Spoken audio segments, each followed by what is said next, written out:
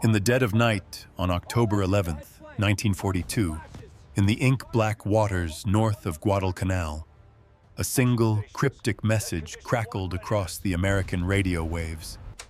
It came from Captain Gilbert Hoover aboard the cruiser USS Helena, a man staring at the ghostly green glow of a radar screen. His message to his commander, Admiral Norman Scott, was just 2 words: Interrogatory, Roger. A question and an affirmation, all in one.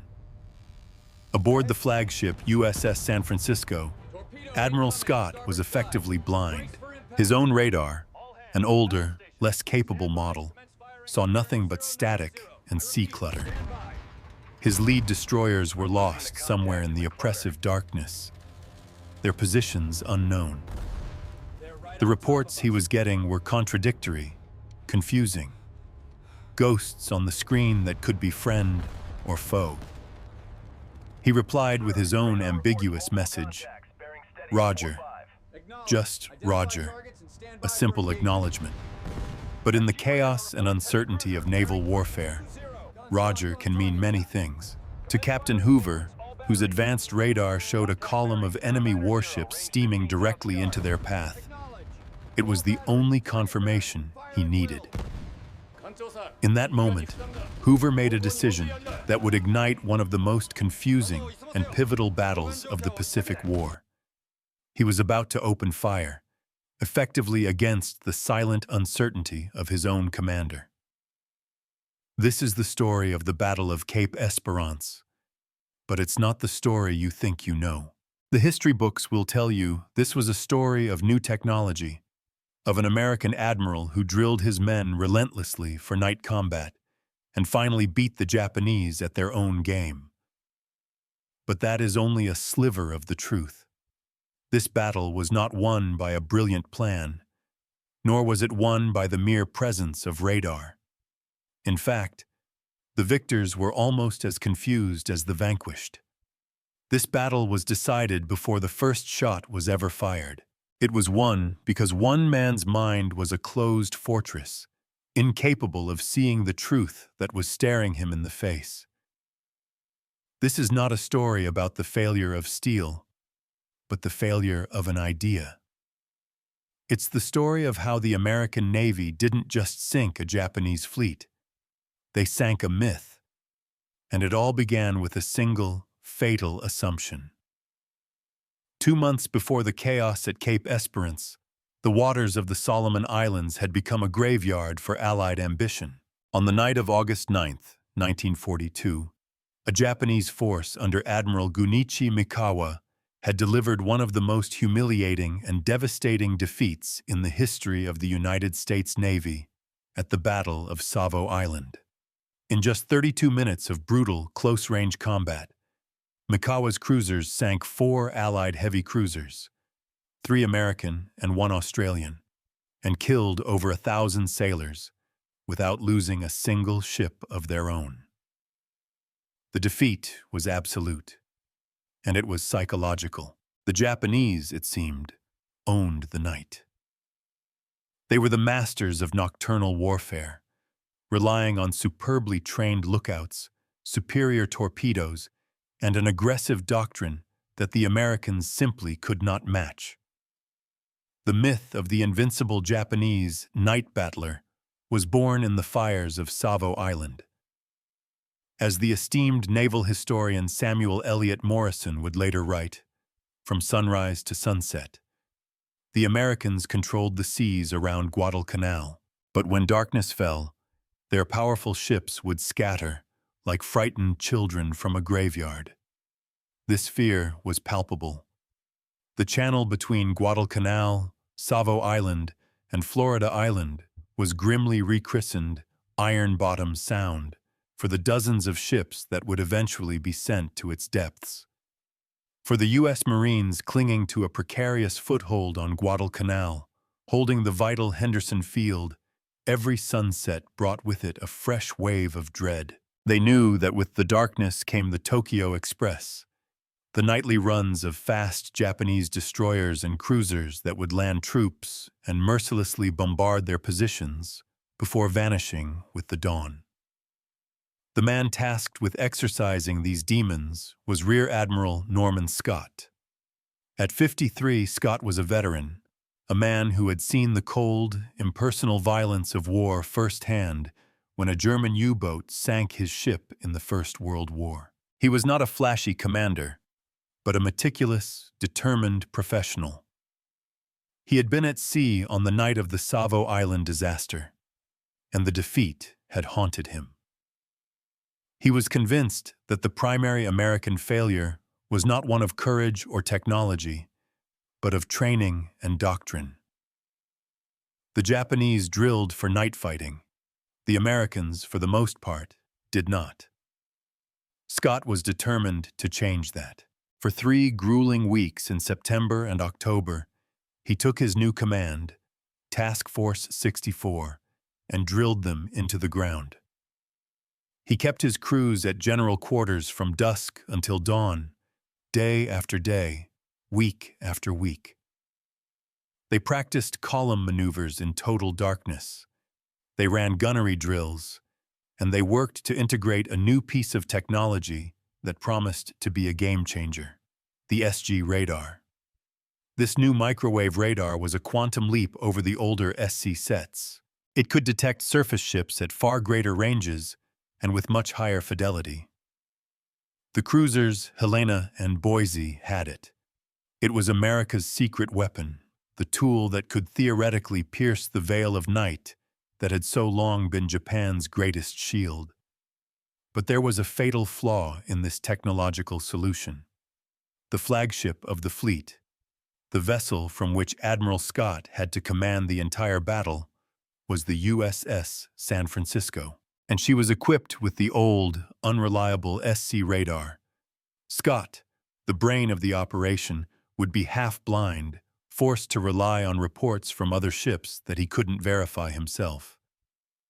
As Scott's task force patrolled the waters off Guadalcanal, their adversary was steaming south from the Shortland Islands. He was Rear Admiral Aritomo Goto, a seasoned commander and a product of the very system that had triumphed so completely at Savo Island. He led a powerful bombardment group, 3 heavy cruisers, Aoba, Furutaka, and Kinugasa, supported by 2 destroyers. Their mission was simple and brutally familiar: sail down the slot, arrive at Guadalcanal after dark, and pound Henderson Field into dust, paving the way for a major Japanese offensive. Goto was the physical embodiment of the Japanese night-fighting doctrine. He was confident, even arrogant, and why shouldn't he be? The Americans had shown no stomach for a fight after dark. They ran. They hid. The idea that a U.S. naval force would be willingly, proactively seeking a night battle was, to him, almost absurd. It violated the established order of things, the accepted wisdom of the campaign. He had no radar, relying instead on the sharp eyes of his lookouts. But his greatest weakness wasn't a lack of technology. It was a surplus of conviction. His unwavering belief in the myth of Japanese supremacy would soon become his death warrant. On the evening of October 11th, the 2 fleets were on a collision course, sailing toward an appointment with destiny in the moonless dark. Scott, armed with a half-blind technological edge and a well-drilled but untested crew. Goto, armed with a powerful fleet and an even more powerful, but fatally flawed, set of assumptions. The stage was set. One of these forces was about to have its entire worldview shattered. The night of October 11th was a suffocating, tropical blackness. The moon had set, and the line between sea and sky was an indistinguishable smudge. Aboard the American ships, the tension was a physical presence. Hours of fruitless searching had frayed nerves. Then, at 11:25 p.m., it happened. A watch officer on the USS Helena saw it first. A series of sharp, unnatural blips on the SG radar screen. Contact. 27,000 yards out. Almost 14 nautical miles. The report was immediately relayed to Admiral Scott on the San Francisco. But on his own primitive SC radar scope, there was nothing. A few minutes later, the USS Boise, also equipped with the superior SG radar, confirmed the contact. 5 unidentified targets. But the report that reached Scott's flag bridge was fatally ambiguous. The contact was reported as bogies, a term typically used for aircraft, not ships. The bearing was unclear. Was it a true bearing or relative to the ship's heading? Scott was caught in a trap of information and darkness. His own senses, his own ship's technology, told him nothing. The reports from his best-equipped cruisers were confusing, and to make matters worse, his own formation was a mess. An earlier turn had been executed poorly in the dark, and his 3 lead destroyers, Fahrenholt, Duncan, and Laffey, had become separated from the main column. Were Helena and Boise painting his own lost destroyers? To open fire on his own ships would be a disaster on par with Savo Island. Uncertainty paralyzed him. Meanwhile, 11,000 yards away, Admiral Goto was facing his own moment of decision, though he didn't yet know it. At 11:43 p.m., lookouts aboard his flagship, the cruiser Ioba, spotted silhouettes in the darkness. 3 ships. Goto's mind immediately processed this information through the filter of his own expectations. There was another Japanese force in the area, a reinforcement group. These ships, he concluded, must be friendly. It was the only explanation that made sense within his worldview. The Americans did not fight at night. He took no evasive action. He did not order his ships to battle stations. Instead, he did something that sealed his fate. He ordered his signalmen to flash the day's recognition signal at the unknown ships. He was, in effect, politely asking the shadows if they were friends. As the range closed, his lookouts grew more insistent. These were enemy ships. Still, Goto hesitated. He could not, or would not, accept it. He ordered the signal flashed again. Aboard the Helena, Captain Hoover was watching this unfold with growing urgency. His radar plot was perfect. He could see the Japanese column sailing blissfully into a perfect trap. His lookouts now had visual confirmation. The enemy was just 5,000 yards away, presenting a perfect broadside target. He had to act. He radioed Scott, asking for permission to open fire with that now famous phrase, "Interrogatory, Roger." It was a plea, a question wrapped in procedure. Do you see what I see? Can I shoot? Scott, still blind, still uncertain, still worried about his own destroyers, radioed back the single, fateful word, Roger. It was meant as, "Yes, I hear your message," but Hoover heard it as, "Yes, you have my permission." At 11:46 p.m., Captain Hoover gave the order. The USS Helena erupted in a blinding flash of orange fire. 15 6-inch guns roared in unison, and the first salvos of the Battle of Cape Esperance screamed across the water. The inciting incident was not the radar contact itself, but the collision of 2 opposing mindsets. On one side, an American captain who chose to trust his technology over the silence of his commander. On the other, a Japanese admiral who chose to trust his assumptions over the evidence of his own eyes. In that instant, the myth of the invincible Japanese night fighter began to die. The first American shells landed before the crew on Admiral Goto's flagship even heard the report of the guns. The USS Ioba was consumed by a hurricane of steel. The night, which had been their shield, now served only to illuminate them as a perfect target against the muzzle flashes of an entire American battle line. Helena and Boise rained down 6-inch shells. San Francisco and Salt Lake City added the thunder of their 8-inch guns. The classic naval maneuver known as crossing the T is a tactician's dream. It allows your fleet to bring all its guns to bear on an enemy who can only reply with their forward-facing cannons.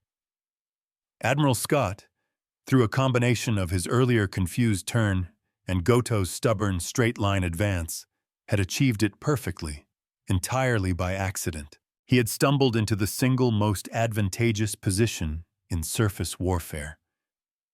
But in the moment of his accidental triumph, Scott was horrified. The sheer volume of fire erupting from his own column was terrifying. The concussion from the San Francisco's guns nearly knocked him off his feet. Convinced he was witnessing a catastrophic friendly fire incident, at 11:47 p.m., just 1 minute into the battle, he broadcast a frantic order, "Cease firing!" Some ships obeyed. Others, their captains caught in the ferocious momentum of battle, either didn't hear the command or chose to ignore it. The firing slackened, but didn't stop. Scott desperately radioed his lead destroyers, demanding to know their position, demanding they flash their recognition lights. For 4 agonizing minutes, as confusion reigned on the American side, the Japanese were given a priceless opportunity to recover. But they couldn't. Admiral Goto was dying. A shell had struck the Ioba's bridge, mortally wounding him and most of his staff. His last incredulous words were reported to be, "Bacana! Bacana!" Foolish. Impossible. He died a victim not of American shells, but of his own disbelief.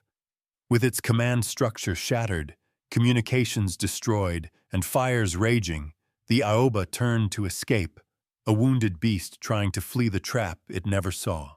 When Scott finally saw the recognition lights of his own destroyers and realized they were not his targets, he gave the order to resume fire at 11:51 p.m.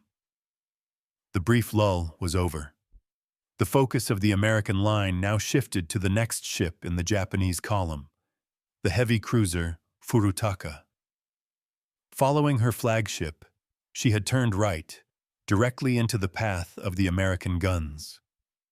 A shell struck her near her torpedo tubes, igniting a spectacular fire.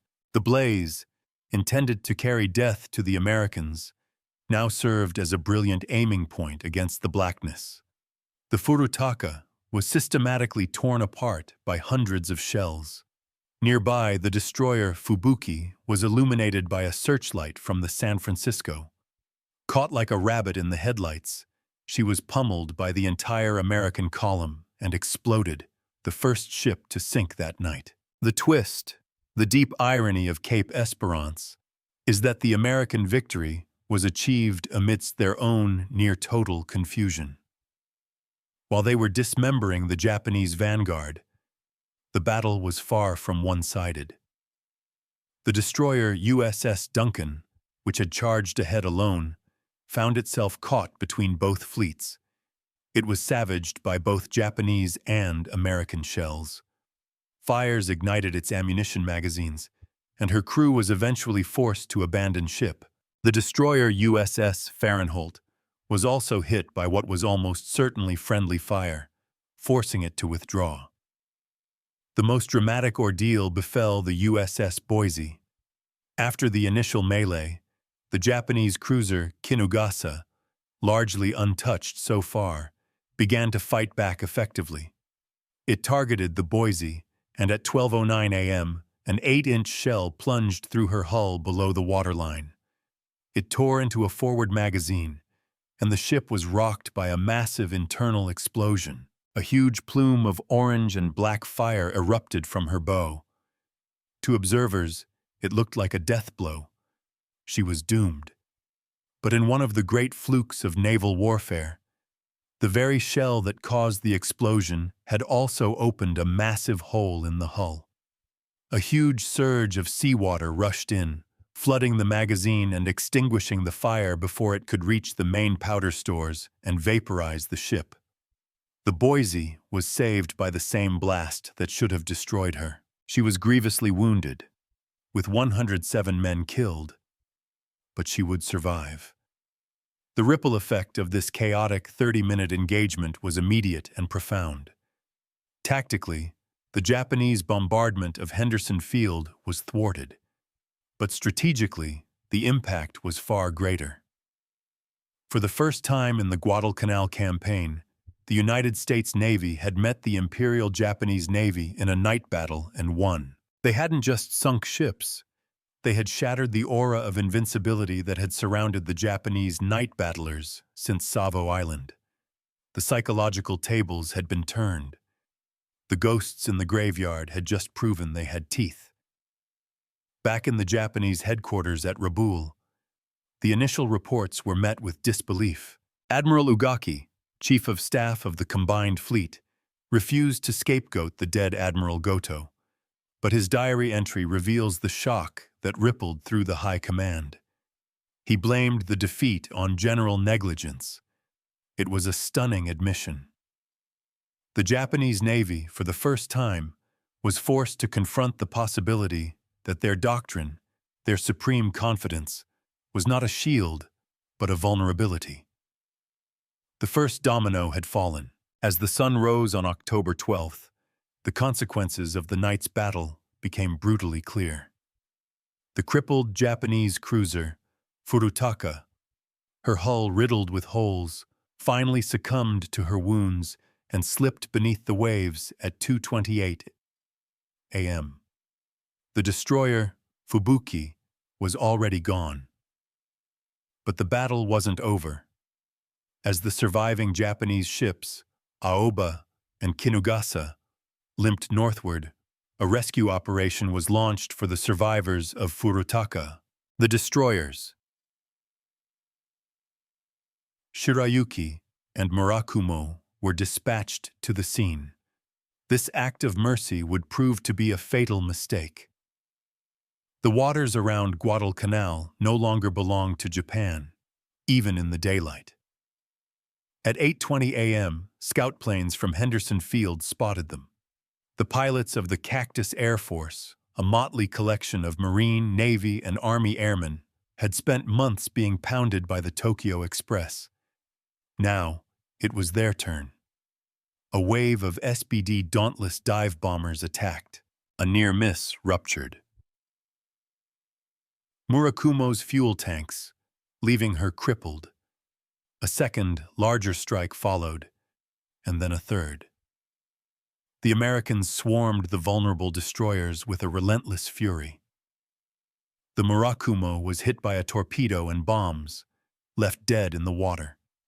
To prevent her capture, her sister ship, Shirayuki, was forced to scuttle her with a torpedo. Another destroyer sent to assist, the Natsugumo, was also caught and sunk by air attack. By the end of the day, the Japanese had lost one heavy cruiser and 3 destroyers. The Americans had lost one destroyer, the Duncan, which sank the morning after the battle. The cruisers, Boise and Salt Lake City, and the destroyer, Fahrenholt, were damaged but would fight again. In terms of steel and lives, it was a clear, if costly, American victory. The long-term legacy of Cape Esperance, however, is not measured in sunken tonnage. It was a crucial pivot in the long, bloody naval war for Guadalcanal.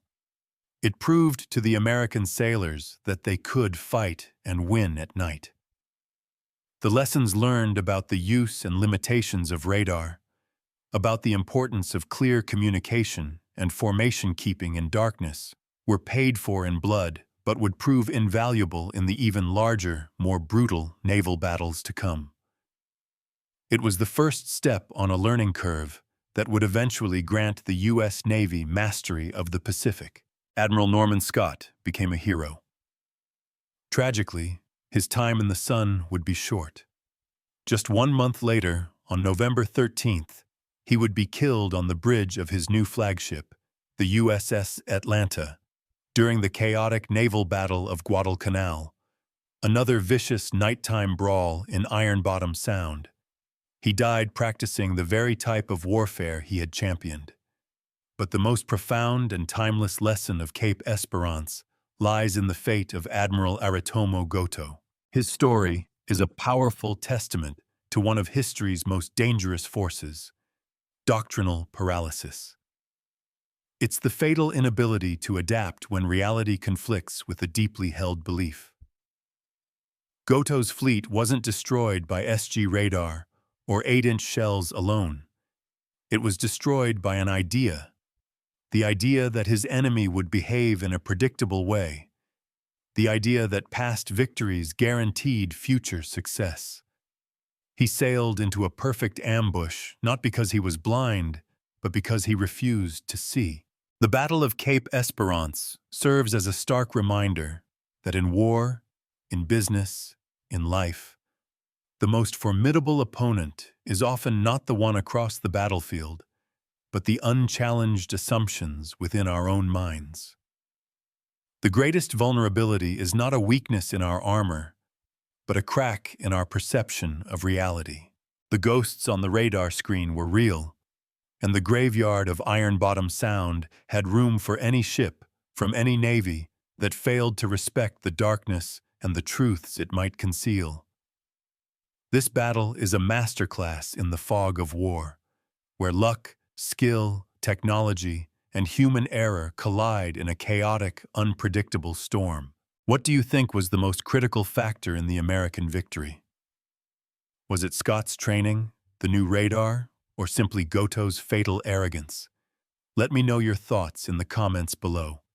And if you enjoy diving deep into the turning points of history, make sure to like this video and subscribe for more stories like this one. Thank you for watching.